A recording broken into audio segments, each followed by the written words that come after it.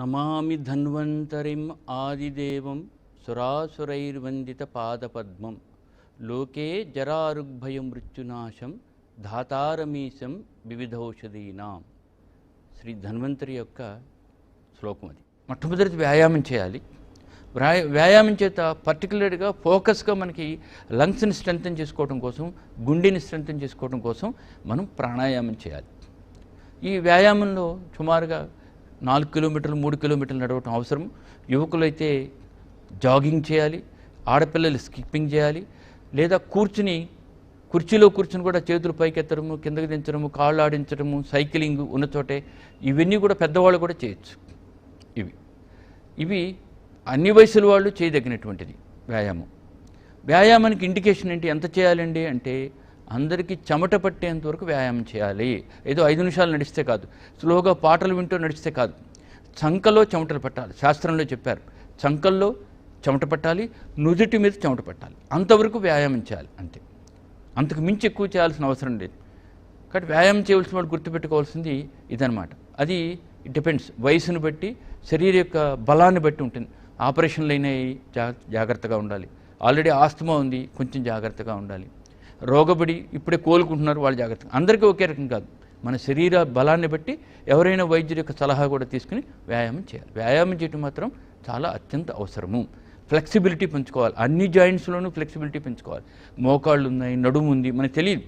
నడుము కోసం ఏం చేయాలి, మోకాళ్ళ కోసం ఏం చేయాలి, చేతుల కోసం ఏం చేయాలి, మెడ కోసం ఏం చేయాలి, స్పాండిలైటిస్ రాకుండా, భుజాల దగ్గర ఏం చేయాలి, హార్ట్ కోసం, లంగ్స్ కోసం ఏం చేయాలి, ఇలా ఆలోచించేస్తే ఎవరో ఒకళ్ళు గైడ్ చేస్తారు. గైడెన్స్ తీసుకుని అన్ని అవయవాలకి వ్యాయామం జరిగేటట్టుగా మనం ప్రయత్నించాలి. అది.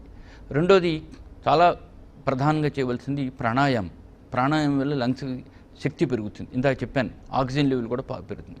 కానీ సింపుల్గా అనులోమ విలోమ వ్యాయామం కనీసం వయసును బట్టి 11 నుంచి 21 సార్లు చేస్తే మంచిది. 9, 11, 21 సార్లు. అనులోమ విలోమ వ్యాయామం అంటే కుడి ముక్కు మూసి ఎడమ ముక్కుతో గాలి పీల్చి కుడి ముక్కుతో వదలటం, మళ్ళీ కుడి ముక్కుతో నాసికతో గాలి పీల్చి ఎడమ ముక్కుతో వదలటం. ఇది ఒక పర్యాయం. ఇలాంటివి 9, 11 చేయొచ్చు. ఇది స్లోగా చేయాలి. ఏదో స్పీడ్గా చేసేస్తే కాదు, ఎంత స్లోగా చేస్తే అంత మంచిది. గ్యాప్ లేకుండా చేయాలి. అంటే ఇప్పుడు ఓం అంటున్నాం అనుకోండి, ఓ ఓ ఓ అలా అనకూడదు. ఓ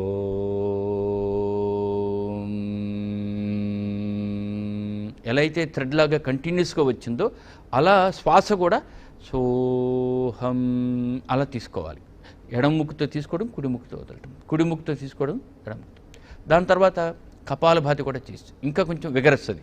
అది యువకులు కొంచెం ఓపిక ఉన్నవాళ్ళు చేయాలి. కపాలభాతి అంటే దానికి చెప్పాల్సిన అవసరం లేదు. గాలి ఒకసారి పీల్చి పొట్ట మజిల్స్ లోపలికి వదులుతో గాలిని బయటికి వదిలేయాలి.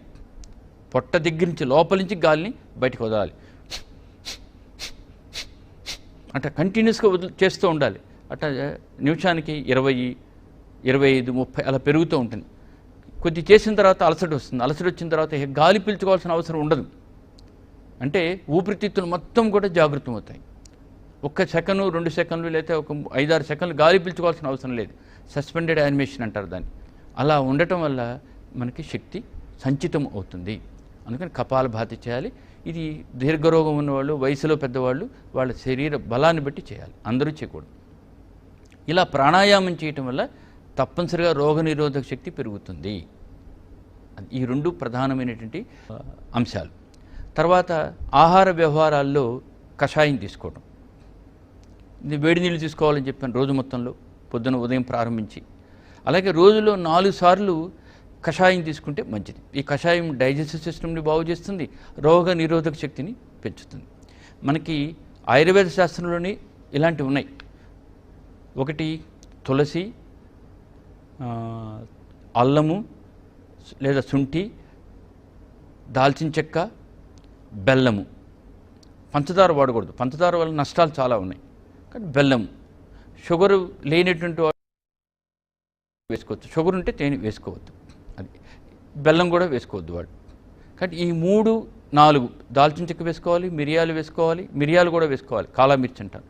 మిరియాలు దంచి వెన్ని సమపాళ్ళలో వేసుకుని, మనం తీసుకునే కుటుంబ సభ్యులందరూ 5, 6 ఉంటే ఒక 4 5 గ్లాసులు నీళ్లు పెట్టుకుని సగం వరకు బాగా మరగబెట్టాలి. 1/4 చెబుతాము, కనీసం సగం వరకు బాగా మరగబెట్టి అది ఉడికిన తర్వాత దాన్ని గోరువెచ్చగా మార్చుకుని తాగాలి. దాంట్లో చివరిలో అంతా ఉడికిన తర్వాత తాగే ముందు నిమ్మరసం పిండుకోవాలి. 2 నిమ్మకాయలు, 5-6 ఉంటే 2 నిమ్మకాయలు పిండుకోవాలి పులుపుగా. అప్పుడు అది హెర్బల్ టీ అనొచ్చు, లేదా మనం కషాయం అనొచ్చు. దీన్ని చక్కగా సిప్ చేస్తూ నిదానంగా ఒక గ్లాసు, అంటే ఒక సగం గ్లాసు తాగితే బాగుంటుంది, కప్పులు, చిన్న కప్పు ద్వారా. ఇలా రోజుకి 4 సార్లు తాగటం వల్ల మన గొంతు బాగుపడుతుంది, రోగనిరోధక శక్తి పెరుగుతుంది, ఇమ్యూనిటీ పెరుగుతుంది, తర్వాత రుచి పెరుగుతుంది, జీర్ణాశయం కూడా శుద్ధి అవుతుంది.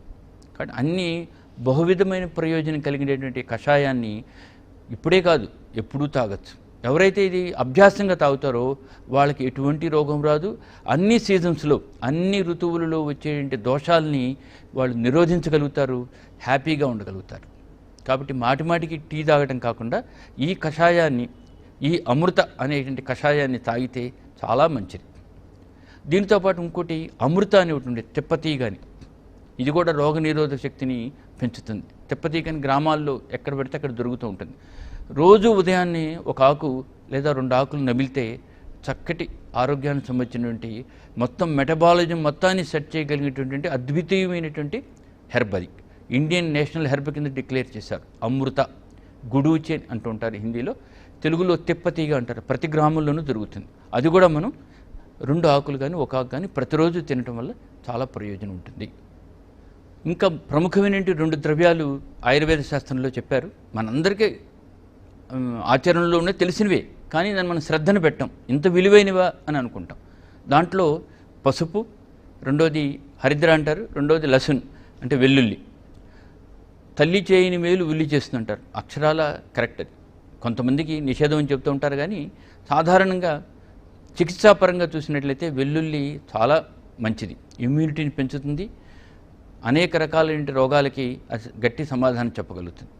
మనం ఈ సమయంలో సదా సర్వదా వాడచ్చు, ప్రత్యేకించి సమయంలో వెల్లుల్లి పాయలు తీసి దాన్ని అన్నంలో ఉడకబెట్టి, అన్నం అంతా ఉడికిన తర్వాత అన్నంలో పెట్టి దాన్ని తర్వాత భోజనంతో పాటు కలిపి తింటే చాలా మంచిది, వ్యాధి నిరోధక శక్తిని పెంచుతుంది.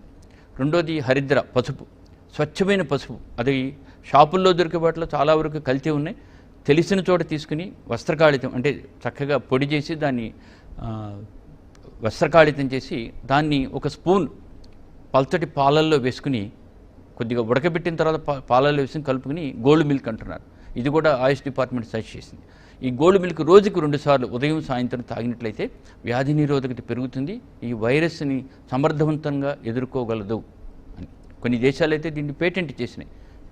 కాబట్టి మనం ఈ రెండింటిని నెగ్లెక్ట్ చేయకుండా, ఏముందిలే అని అనుకోకుండా, ఇంట్లో ఉన్నటువంటి పెద్దలకి, చిన్నపిల్లలకి ప్రత్యేకించి ఈ హరిద్ర, పసుపు వేసిన పాలు ఉదయం సాయంత్రం ఇచ్చినట్లయితే చాలా మంచి ప్రయోజనాన్ని మనం పొందగలుగుతాం. ఇంట్లో పిల్లలు, పెద్దలు వీళ్ళిద్దరూ కూడా తప్పనిసరిగా కేర్ తీసుకోవాల్సిన వాళ్ళు వీళ్ళిద్దరు. కాబట్టి పిల్లలు ఎట్లా ఉండాలంటే, పిల్లలు ఆడుకుంటూ ఉంటారు, పిల్లలు ఆడుకుంటుంటేనే బలం. కాబట్టి సెలవులు వచ్చినాయి, ఇంట్లోనే ఉన్నారు కదా, కాబట్టి వీళ్ళని సంజాయించడం, వీళ్ళని కోపగించుకోవడం పని చేయకుండా వాళ్ళ యొక్క టాలెంట్స్ని ముందుకు తీసుకెళ్తూ వాళ్ళకి సమయానికి ఇటువంటి హరిద్ర, ఈ పాలు, లేకపోతే పాలు లేకపోతే నీళ్ళల్లో బెల్లం వేసేనే ఇవ్వచ్చు. అందరికీ పాలు దొరకపోవచ్చు, నీళ్ళల్లో బెల్లం వేసి కొద్దిగా పసుపు వేసి 2-3 సార్లుగా కూడా ఇవ్వచ్చు అన్నమాట. అట్లా అలాగే పెద్దలకు కూడా అలా ఇచ్చే ప్రయత్నం చేయాలి. రెండోది, పెద్దలకు సంబంధించినటువంటి డిప్రెషన్ రాకుండా చూసుకోవాలి. ఏదో ప్రపంచంలో జరిగిపోతుంది అని అనవసరమైన వార్తలన్నీ పెద్దవాళ్ళు చెప్పి వాళ్ళని భయపెట్టద్దు.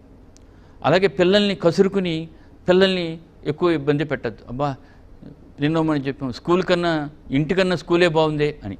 ఎందుకంటే ఎక్కువగా తల్లిదండ్రులు పిల్లల్ని కేకలేస్తూ ఉంటారు, అలా ఉండకూడదు, ఇలా ఉండకూడదని. దీనివల్ల తల్లిదండ్రులకి పిల్లలకి మధ్య గ్యాప్ పెరుగుతుంది, ఒక రాంగ్ నోషన్ ఏర్పడుతుంది. అలా ఏర్పడకుండా ఉండాలంటే మోటివేట్ చేయాలి తప్ప పోలీసింగ్ చేయకూడదు. కానీ పిల్లలు 24 గంటలు మన ఎదురుగుండా ఉంటారు, మనం సరిచేయాలి అనుకోకూడదు.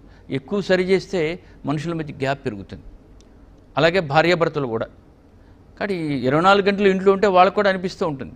కాబట్టి మనం చక్కటి వాతావరణాన్ని నిర్మాణం చేయడం కోసం ఇంట్లో సతీమణితో ప్రేమగా మాట్లాడటము, స్నేహంగా మాట్లాడటం, పనులు అందుకోవటము, రెండోది పిల్లలకి కసురుకోకుండా వాళ్ళకి కొత్తవినటి క్రియేటివ్ పని చెప్పటం, రంగు కాగితాలు అతికించమని చెప్పటం, బొమ్మలు తయారు చేయమని చెప్పటం, డ్రాయింగ్ వేయమని చెప్పటం, వాడు ఎలా వేసినప్పటికీ శభాష్ అని చెప్పి వాడిని మెచ్చుకోవటము పాజిటివ్గా, బాగుంది నాన్న ఇంకా బాగా చేయి అంటము. ఇలా కంపారిజన్ లేకుండా పిల్లల్ని మోటివేట్ చేస్తూ పిల్లలకి ఒక మన మీద చక్కటి అవగాహన కలిగేటువంటి మంచి అవకాశం ఈ సమయం. కాబట్టి పిల్లలతో చాలా చక్కగా ఉండాలి. పిల్లలకి సంస్కారాలు ఇవ్వాలి. చాలా కష్టమైన పని ఇది. కాబట్టి పిల్లలకి సంస్కారాలు ఇవ్వాలంటే ఏం చేయాలి? పిల్లల్ని అసలు కాలక్షేపం చేయించాలి కదా. కాబట్టి మనకి చేతకాని పని ఏంటంటే టీవీ ఆన్ చేయటం, మనకి చేతకాని ప్రమాదకరమైన పని ఏంటంటే సెల్ ఫోన్ ఇవ్వటం. ఈ రెండు ప్రమాదకరమైనవి. ఎడిక్ట్ అయిపోతారు వాళ్ళు. మిమ్మల్ని అర్థం చేసుకోరు. ఒక 2 రోజులు 3 రోజులు 4 రోజులు 10 రోజులు ఇచ్చిన తర్వాత 11వ రోజు మీరు తీసేశారనుకోండి, మీ మీద ఒక రకమైన నెగిటివ్ థింకింగ్ వస్తుంది, కోపం వస్తుంది. అమ్మ మీద కోపం వస్తుంది, నాన్న మీద కోపం వస్తుంది, ఎవరైనా సరే. కాబట్టి ముందర అలవాటు చేయకుండానే జాగ్రత్త పడాలి. లిమిటెడ్ టైంలోనే, అనుకున్న సమయంలోనే టీవీ ఆన్ చేయండి, అనుకున్నటువంటి ప్రోగ్రామ్సే చూపించండి. పిల్లలతో మాట్లాడటము, ఇంటరాక్ట్ అవటము, కథలు చెప్పటం మనకు అలవాటు ఉంది. మళ్ళీ ఆ సమయాన్ని సద్వినియోగం చేసుకోండి. చక్కటి కథలు చెప్పండి. మనం ఏమేమి చెప్పాలి? మన బంధువుల గురించి చెప్పాలి. మీ చిన్నతనంలో తీసిన ఫోటోలు తీసి చూపించాలి. వాళ్ళు ఇప్పుడు మామూలు రోజుల్లో సమయం ఉండదు. మీకు ఫోటోలు తీసి చిన్నప్పుడు మీరు వాళ్ళ బారసాలప్పుడు ఎట్లా జరిగింది, మీ పెళ్లి ఫోటోలు చూపించండి, వాళ్ళ బారసాల ఫోటోలు చూపించండి, బర్త్డే ఫోటోలు చూపించండి, తాతగారు అమ్మమ్మ ఎట్లా ఉన్నారు వాళ్ళు చిన్నప్పుడు ఆ ఫోటోలు చూపించండి. మన ఊరు గురించి చెప్పచ్చు. మనం పుట్టింది ఎక్కడ, నాన్నగారు ఎక్కడ పుట్టాను, నేను ఎక్కడ పుట్టాను, ఎక్కడ చదువుకున్నాను, ఆ ఊరు ఎలా ఉంది, ఇలాంటివి చెప్పండి. రెండోది మన ఊరిలో ఉండే దేవాలయం గురించి చెప్పండి. మన బంధువుల గురించి చెప్పండి. చాలామందికి ఈ రోజుల్లో అంకులు ఆంటీ తప్ప బంధుత్వాలు తెలియట్లేదు. మేనమామ అంటే చెప్పలేరు చాలామంది. కాబట్టి బంధువుల గురించి మన పెదనాన్న ఎవరు, ఎంతమంది పెదనాన్నలు, ఎంతమంది మామయ్యలు, ఎంతమంది అమ్మమ్మలు, చిన్నమ్మమ్మ ఎవరు, పెద్దమ్మమ్మ ఎవరు, మేనత్త ఎవరు, ఇలాంటి రిలేషన్షిప్ ఏదైతే ఉందో అన్ని చక్కగా అర్థమయ్యేటట్టుగా ఒక్కొక్కరిని క్రమంగా ఒక్కొక్క రోజు ఒక్కొక్క విషయం అర్థమయ్యేటట్టుగా పిల్లలకి చెప్పడం అవసరం. దానివల్ల మన మధ్య ఉండేటువంటి బాంధవ్యం, గౌరవపూర్వమైనటువంటి బాంధవ్యం, ప్రేమపూర్వకమైన బాంధవ్యం మన కుటుంబ సభ్యుల మధ్య పెరుగుతుంది. ఇది ఒక మంచి అవకాశం. అలాగే రామాయణ మహాభారతాల గురించి కథలు చెప్పచ్చు, పంచతంత్రం కథలు చెప్పచ్చు, పజిల్స్ చెప్పచ్చు, అలాగే పదకోశం నేర్పించవచ్చు. ఇలా సమయాన్ని సద్వినియోగం చేసి పిల్లలకి మధ్య మనకి ఉండేటువంటి సమయం ఏదైతే ఉందో ఈ రోజుల్లో ఇది సమస్యలు తెచ్చిపెట్టకుండా చక్కటి సంస్కారాన్ని, అవగాహన పెంచేటట్టుగా మనం ఉపయోగించుకోవాలి.